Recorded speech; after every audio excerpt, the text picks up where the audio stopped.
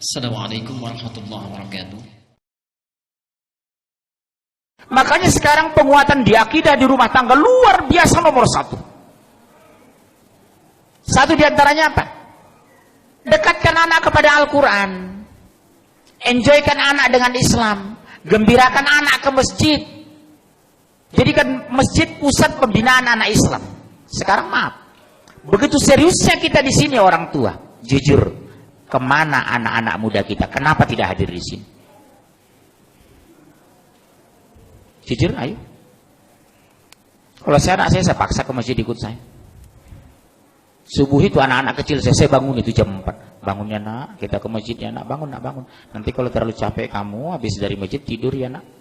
Tolong jawab ayah lo nak.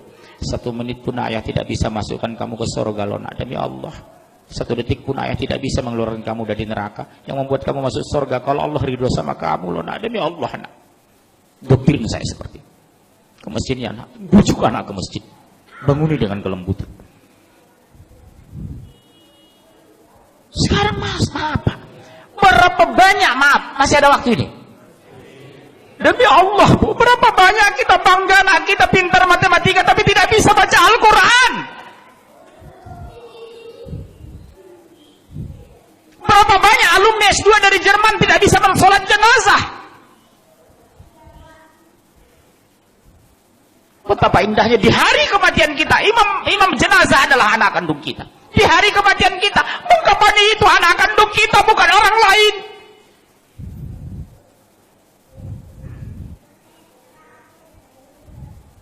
Saya pergoki Pak, demi Allah, jamaah saya 9 sekeluarga, semua orang kaya, 5 laki-laki 4 perempuan. Di hari kematiannya sibuk nelpon saya, tolong Ustadz carikan yang memandikan ibu kami. Subhanallah, betapa sakitnya hati seorang ayah di hari kematiannya anak menjadi penonton. Betapa indahnya hati seorang ayah di hari kematiannya membuka busananya anak kandungnya, memandikan anak kandungnya, imam jenazah anak kandungnya. Makanya kata Rasulullah, orang yang paling berhak terhadap jenazah adalah ahli warisnya, saudara senasabnya. Sab pertama anak dan mantu kita, sab kedua saudara sepupu kita, sab ketiga tetangga kita, sab keempat teman kerja. Jangan kita merapat ke depan yang bukan hubungan darah dengan jenazah. Makanya saya kalau masuk jenazah ke masjid, Pak Munzir imam, no, ada anak kandung enggak? Maaf ya Pak, enggak ada. Saudara kandung ada enggak? Sepupunya enggak? Dia lebih berkewajiban dari saya Pak, bukan saya enggak mau jadi imam jenazah.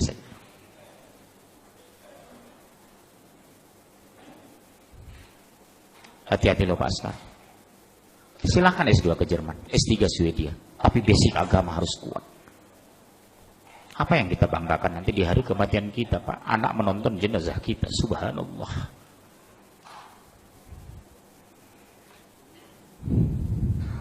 Di dunia saja sudah dipermalukan, apalagi di akhirat.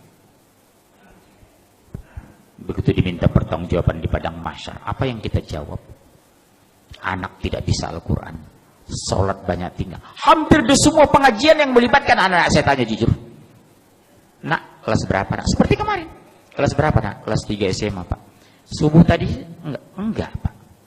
Bisa ibu kandungnya, demi Allah senyum Pak, bukan malu, bukan nunduk.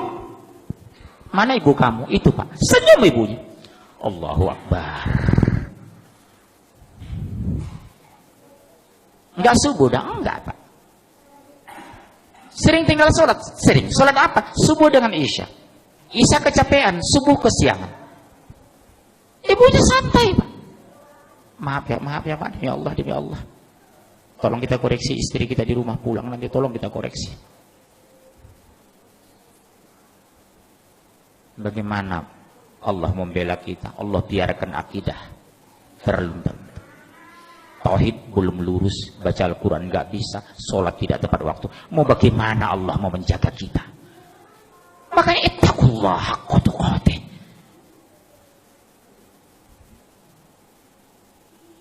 Jujur Pak, kita bangga kadang anak kita S2, S3, tapi kita koreksi agamanya. Sudah bisa nggak anak sholat jenazah? Kalau seandainya Allah takdirkan ayahmu meninggal, sudah bisa nggak mimpin jenazah? Masya Allah, subhanallah. Ini renungannya Pak. Saya nggak tahu apa ada masjid lagi 50 tahun lagi di Jawa Barat. Saya nggak tahu apa ada lagi sholat orang di Pasaman 50 tahun yang akan datang. Di sana Pak sudah banyak masjid yang kosong Pak di Pasaman itu. Disuruh sholat, maaf saya pakai bahasa Padang. Anda adu piti di masjid. Bawa yang orang Padang Pak, hati-hati sekarang. Di Pasaman itu Pak sudah banyak kita pergoki masjid yang terlantar tidak ada azan lagi. Kita ajak sholat Pak, Pak ke masjid Pak, nggak ada uang di masjid, ngapain ke masjid? Sumbar loh. Yang dulu saya bangga dengan orang Aceh, yang dulu bangga saya dengan orang Padang, sekarang kebanggaan itu berkurang Pak, mungkin habis tergerus. Di mana lagi pertahanan Islam di Sumatera? Dulu saya bangga dengan orang Sunda. Makanya Pak, demi Allah, pulanglah ke kampung, pulanglah.